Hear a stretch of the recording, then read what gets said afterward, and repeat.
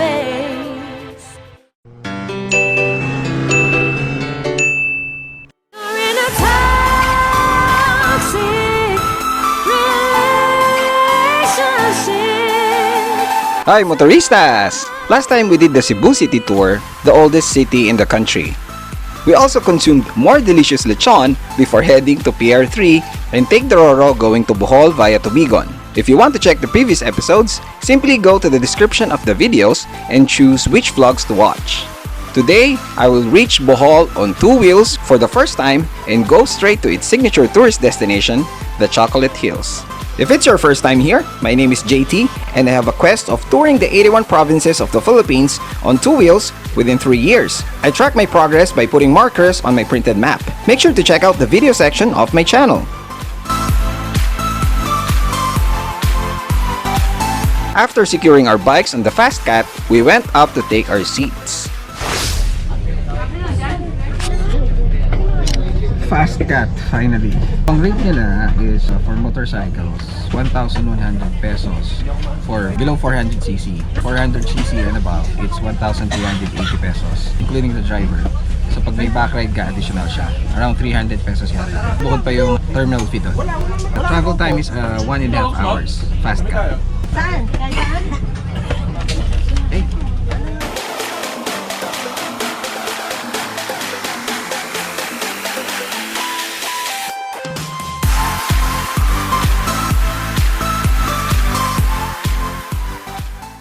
Yes, Bohol!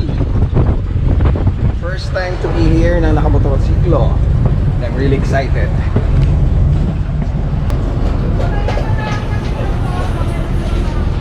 Ayun pala sila. Actually, it's more than 1.5 hours. 1 and 45 minutes. Nawirdohan lang ako kasi pansin ko dito lang ako nahihilo. Okay sa Fast Cat, it's air conditioned, it's fast. Pero dito lang ako medyo nahihilo tsaka nasusungan. But overall, okay naman. Lumabas pa ako, kuha pala dito from our windows. Excited na yung mga motoristas. Ngayon lang ako magmumotor dito, yes! Mukhang mapahataw kami. Balita ako maganda raw yung kalsada dito. Let's go, let's go.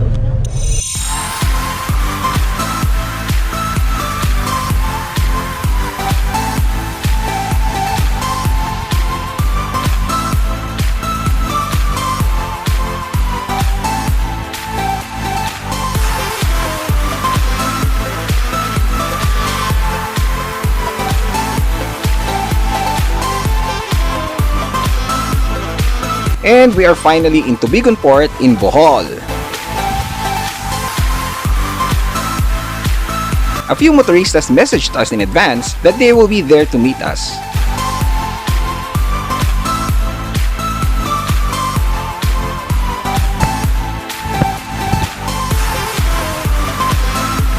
We took some group photos before taking off.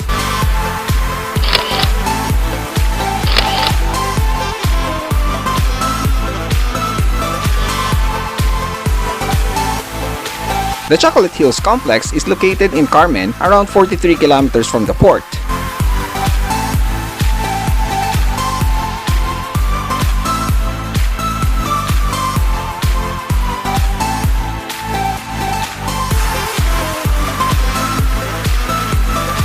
Because we need to be there before sunset, the pacing was fast.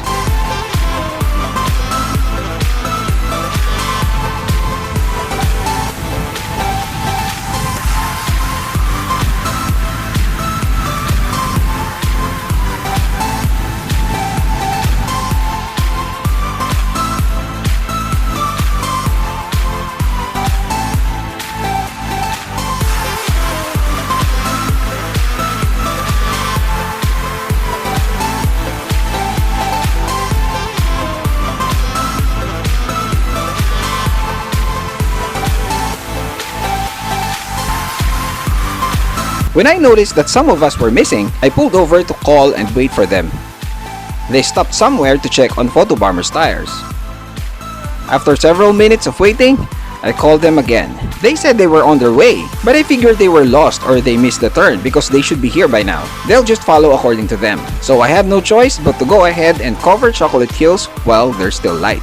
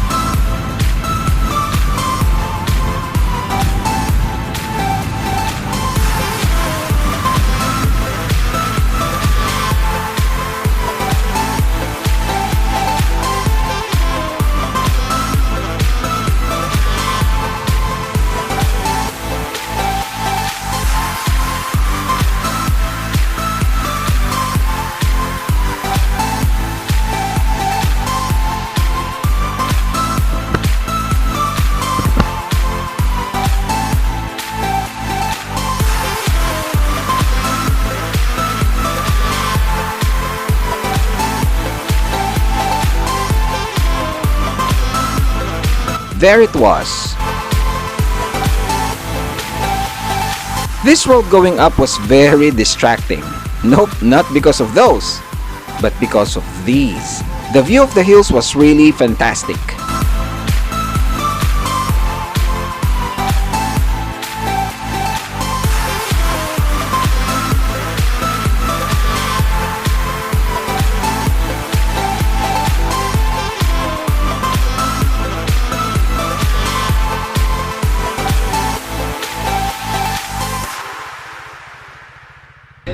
Finally here sa Chocolate Hills. Nakita nyo naman, paakyat pa lang tayo, di ba? Unfortunately, bawal pa lang mag-drone ng gantong oras. Ang drone daw sa kanila is 6 AM to 8 AM lang, unfortunately. Kasi may mga accidents. Anyway, akyat na tayo dun sa taas. O, dun yun. Hello, motorista! Hello, motoristas! Name nyo nga. Michael and Mark pala. Okay. Magsa-sunset na, kaya kailangan natin umakyat. Ayan, o. Oh, di ba? Ang taas, di ba? Ayan, dyan tayo pupunta. Pila-pila. Oops. Ayan tayo. May sakyan. Gusto ko pa naman mag-drone dito. Yung pala may oras na. Kasi nga may na-aksidente. May na-aksidente pala dito na drone. Merong mga hindi pala mga baguhan daw mag-drone. Pag landing nila may mga tinamang ibang tao. Yung isa daw muntik na maputol yung daliri. Anyway, ito siya. Ang ganda. Just look at that. Amazing. Ito tayo sa taas. I've been here siguro mga 10 years ago yata. So, may konti lang pinagbago. Medyo ganito pa rin. Mas naging colorful lang siya ngayon. Hindi pala nakuha yung phone ko. Babalik ako mabilis lang. So, naiwan natin yung phone. We got the phone. Nakita ulit tayo ng mabilis. Hindi ako magmadali. Baka hingalin ako sa taas. If I remember it correctly, last time, wala pang colors tong stairs na to. As in plain cement. Plain gray. That's how I remember it. Ganda. Kita nyo yung relax muna tayo. Wala ano, magalisod ka? Pwede nyo kaigla.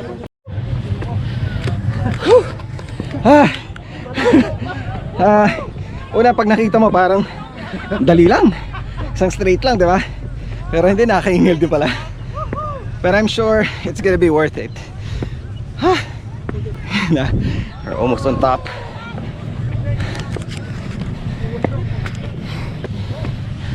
Ayan, may mga ano pa. Almost there. Holy. Wow. Ito yung sinasabi nila, oh. Hindi pwede yung drone. Sayang. Ito na yung viewing deck. Whew. Whew. There it is.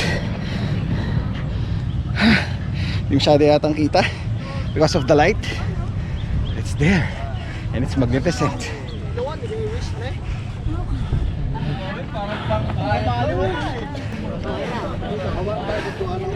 Ganda.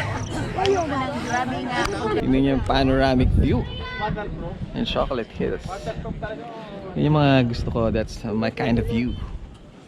Gusto na namin mag-tent dito eh. Okay, so I got the Canon camera kasi yung GoPro di masyado makita yung mga hills kasi natatakpan. Pangit yung exposure niya. So again, dito tayo sa view deck in Chocolate Hills. Tingnan natin baka mas kita dito sa camera na to. Whew, ganda. Voila. Wow. Ayan, no? So many chocolate hills. Ciao. Sobrang dami. Marami rin mga tourists. Pero I think merong time na mas marami pa dito. Of course, napupuno ito sigurado. But anyway, I'll try to look for my photo in Chocolate Hills dati. Ganda, oh.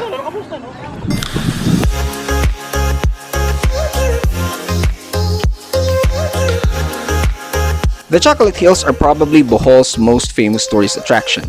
They consist of an estimated 1,268 to about 1,776 individual mounds scattered around 50 hectares of land. They are very uniform in shape and mostly between 30 and 50 meters high. They are covered with grass, which at the end of the dry season turns chocolate brown. From this color, the hills derive their name.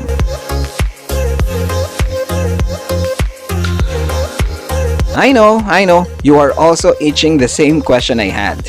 How on earth were they formed? Well, up to this day, even geologists have not reached consensus on that matter. The most commonly accepted theory is that they are eroded formations of a type of marine limestone that sits on top of hardened clay. The bronze plaque on the viewing deck says it was formed ages ago by the uplift of coral deposits and the action of rainwater and erosion. Syempre, hindi kumpleto kung walang mga kapani-paniwalang alamat galing sa mga ninuno natin. First legend has it that the hills came into existence when two giants threw stones and sand at each other in a fight that lasted for days. They eventually became friends and left behind the mess they made.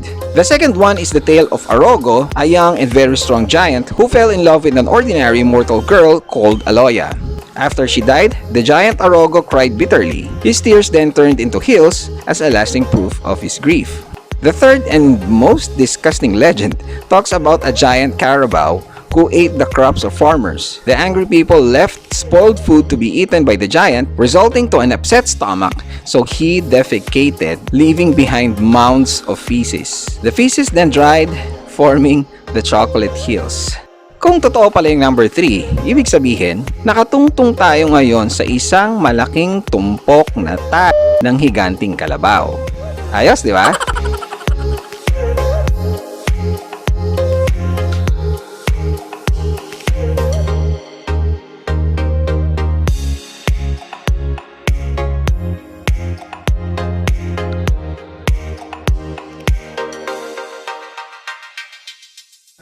Tambay lang syempre mga motoristas, di ba? Hello, motoristas! Ayan! Chocolate hit! Meron pang nasa baba. Yun ang maganda eh.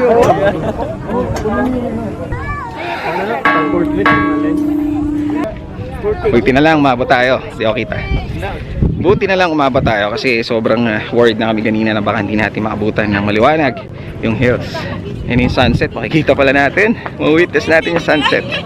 Siyempre, try natin ito, diba?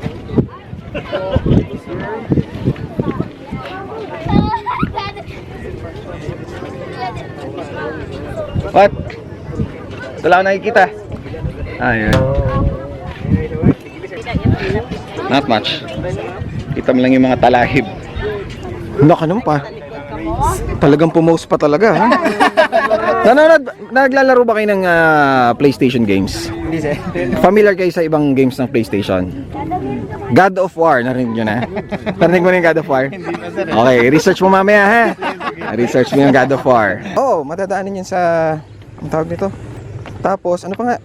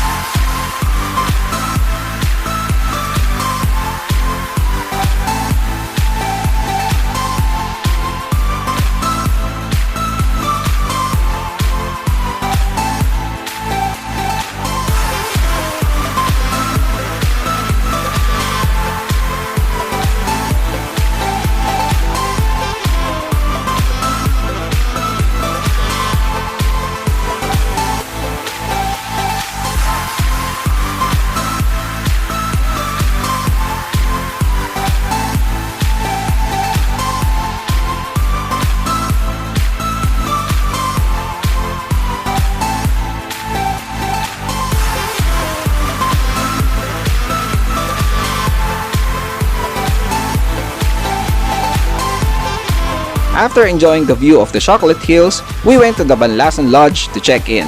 It was just around 2.4 kilometers from the hills.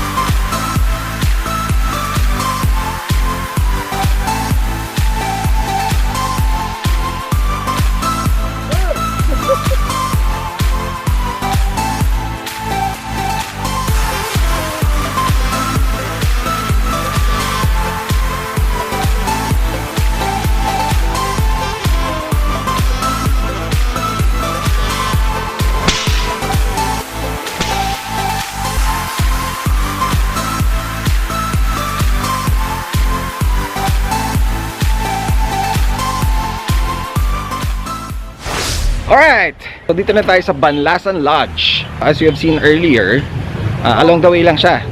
It looks really old and medyo dilapidated ng konti. Sorry kung pero I'm just being honest. Kasi di ba, may mga paints na chip off tapos mukhang really old. Pero nabawi naman siya ng service. So mabait naman kausap and maayos. So mukhang organize sila nung nag-book kami, nakalista lahat ng names sa amin. But anyway, I'll just show you around. This is just an option. Pero syempre, you're free to look around. Pero kasi kung gusto niyo na malapit talaga sa Chocolate Hills na affordable din, pwede rin to. Kung hindi kayo masyadong maselan. Alright, so balita ko may pool daw dito eh. Mamaya tingnan natin yung pool. Ito ang gusto ko makita. Yung mga nasa duyan. May nakapwesto agad. Yan no? Kita nyo, nakahanap agad. Ang dami pala. Pag gusto mong chillax dito, apat na ano, duyan. May mini cave pa dito. Asan yung pool? Ba't wala? Scary ng konti. Kailangan bumulong para ganun yung effect. Hindi. Dito pa pala yung pool. Sa labas ng gate. Dito. Oh, meron nga. Wow, hindi nalilinis. Check-in na tayo. So magdi-dinner tayo. Malapit lang din dito. Around 1 kilometer yata. Okay, I'll just show you later. Bye! Oh, thank you Bye-bye.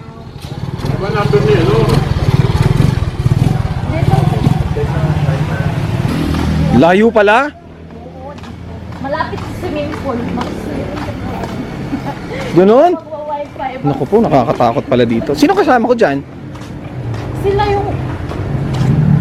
Layo pala ng ano? Deluxe. Pero pwede baka mag-wifi sa David. Lalabas pa ako. Dito. Ano yung number mo? 16A. Upload mo yan sa YouTube? Of course! Anong pangalan channel mo? Subscribe kita. Of course! Mamaya bibigay. Dyan, sir. Ito? Parang may tao na eh. Wala. Wala ba? Ayan o, bukas na yung... Hindi yan. Oh, sabi ko sa'yo eh. Tinuturo mo ako sa may tao na eh. Ikaw talaga? Mamaya nagbibihis pa yon. Katakot naman. Saan yung ilaw? Saan ang ilaw ate? Wala eh. Excuse. Layo pala ng ilaw. Oh my gali, nasa puno pa. Deluxe. Okay, ito siya. Nothing fancy.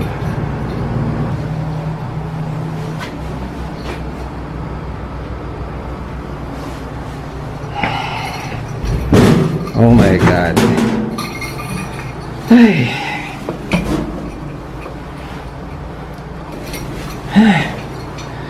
Oh my god. Ayan na. Hindi ko ina-expect na ganito. Kaya mga cowboy tayo, diba? Sana lang syempre malinis. Hindi naman tayo mati sa mga itsura, pero syempre yung cleanliness important sa atin dyan. Sanitation. Dahil pagod na rin ako and gutom na rin. Tutulugan lang naman. Sige na. Okay na yan, pwede na. Let's go. Ayun na doon? Dito. Meron? Tingnan natin. Ano to, family? Yun, no? Ito ang family room. Sarap. Dito ko nakalagay yan. Tas extra bed na lang. Very good, very good. Nasaan yung ano niya? CR, tingnan natin. At least may TV, di ba? Okay.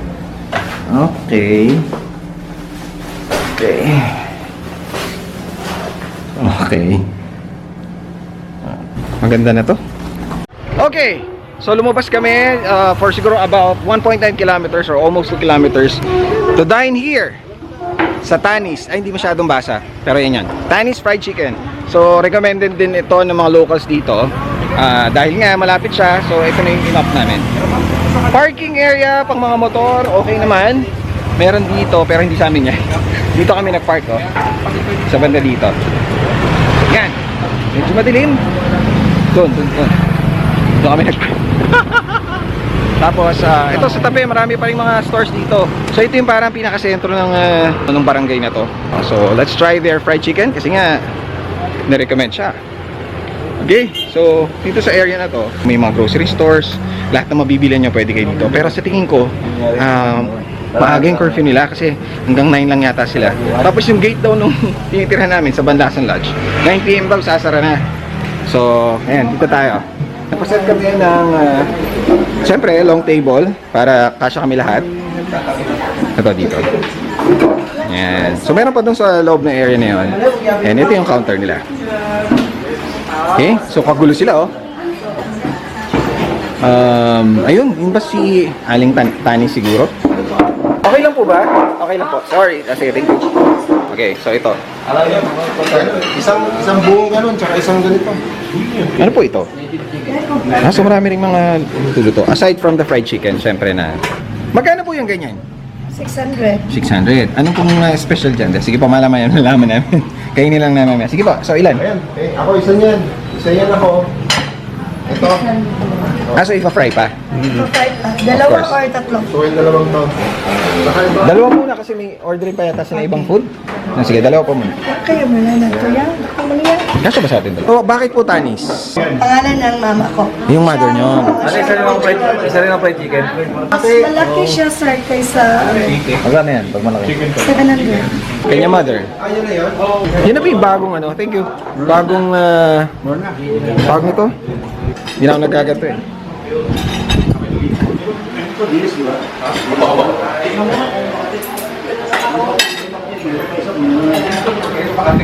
Ganda ng lighting ha? Makati ako sa tila.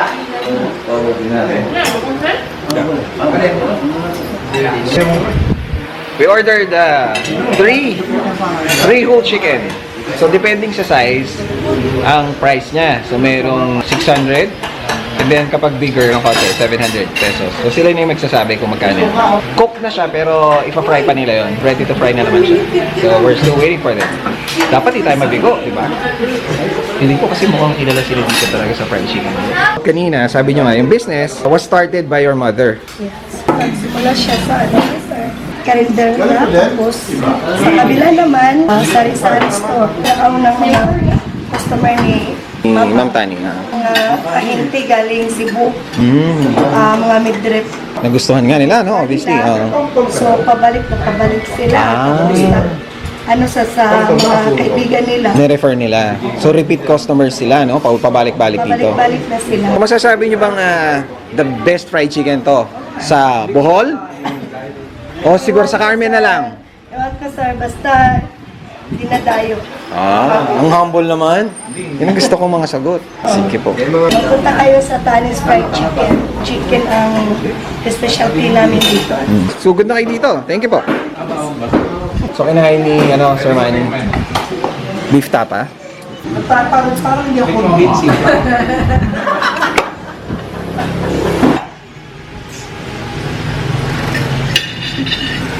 It's chewy.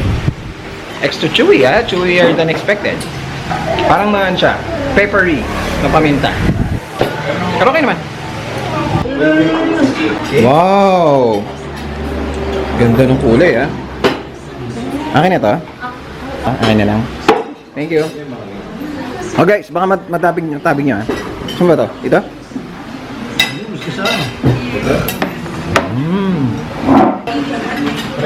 Ray.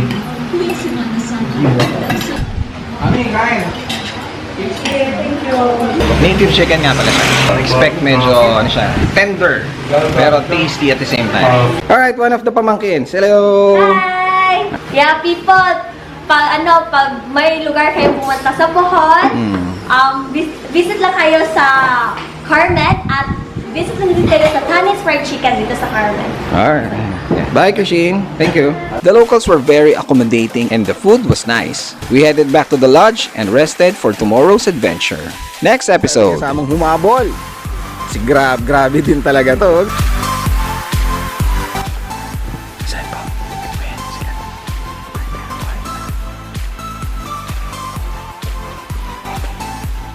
Shh, quiet.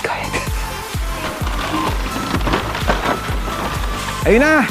Nakita ko na yung buko juice. Je m'appelle Philip. Je m'appelle Marie. Marie. Okay. Bigla? Wala. Ganda oh. Mima, ganda mo dyan. Bagay ka dyan.